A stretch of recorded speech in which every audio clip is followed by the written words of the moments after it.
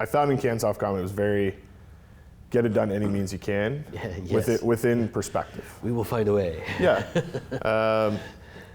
And I mean, you can only give as much information as you're getting.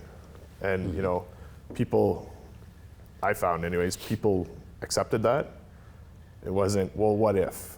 Right. What if? It was, all right, this is the information you have now, got it, perfect. So it was really good that way.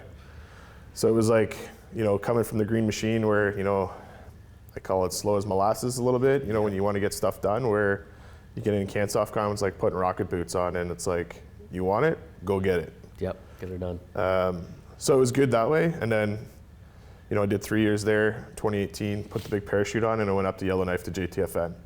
Okay. So, you know, going from 100 miles an hour to really snail pace up there. Middle of the north, yeah.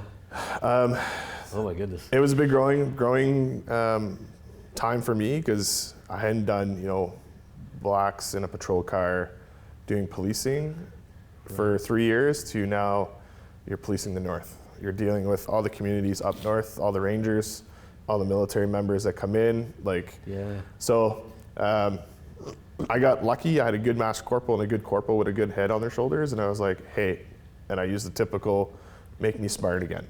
Right. I'm out of practice. If I'm way out of left field, you tell me. And I brought that small team approach to that team, because we were only 3. I guess when you're up there in the north, yeah, you don't have all the same resources as you would down, say, you know, here in Ottawa. Right? Yeah, So, like we didn't even have a patrol car. geez. We were using a staff car. Yeah. So I kept bugging the MP fleet manager. I'm like, we need a patrol car. Well, why?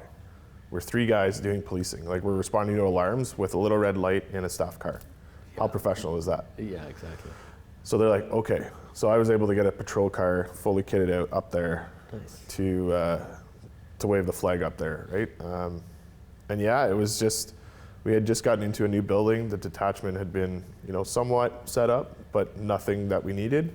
And I used the skills that the CANSOF way taught me, and, you know, scrounge, you know, somebody was gonna do an R&D drop, or, you know, getting rid of furniture, be like, hey, can I come take a look? And, you know, we sucked in a conference table, a bunch of chairs, some extra desks, like, so we made it work. Right. So yeah, and then February 2019, got diagnosed with post-traumatic stress disorder, depression, anxiety, the whole kind of meal deal.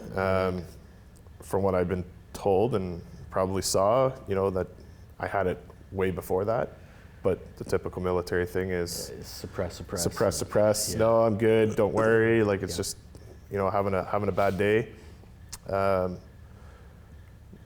I got diagnosed and then got shipped out of Yellowknife, because it's a, you know, semi-isolated post and you need to be able to operate. But yeah, not the best spot for that.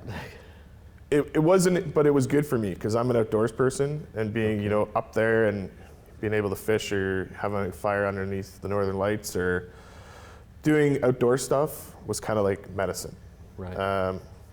Whereas, you know, my options were really find a place in Canada that you want to go. Okay. That was, I got told on a Friday at 1 o'clock, you're posted, figure out where you want to go. Well, You have that's not until, bad, though. yeah, you have until Monday at 8. Okay.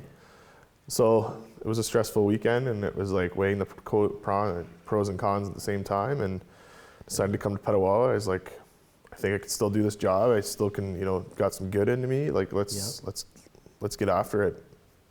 So it took a little convincing to the career manager to say, hey, like, I'm not broken. You know, I put my hand up for some help, but I still got some give. So yeah, she you know, gave me my request and got posted to Petawawa, and did 3 years there, and released out of the military in 2021, October. Okay. And how did you find the transition getting out, you know, from all that structure to? It was hard. Yeah. I'm not gonna lie, like it's still hard. You're regimented, you know, you're told what to wear, you've told when to show up, you're told what to do and things like that, to now being on your own, no real schedule, no real dress and deportment. It's like, hey, I'm gonna wear, you know, socks and sandals today, when in reality, you probably shouldn't because it doesn't look good all the time. Yeah. But you know, I've been out almost 3 years. It's probably the best decision I made. For my family and my mental health, I think I'm in a better place now. I'm not saying, you know, my road is done. There's still a lot of work to do. Yeah. But I'm doing way better than I was in uniform, you know, trying to have that face for the troops as a warrant officer in a detachment where mental health is everywhere. Right. It was just, all right, I need to Take that pause. take it and, you know, move on. Yeah. And I always told the troops, I was like, if it doesn't feel right, do something else. Right.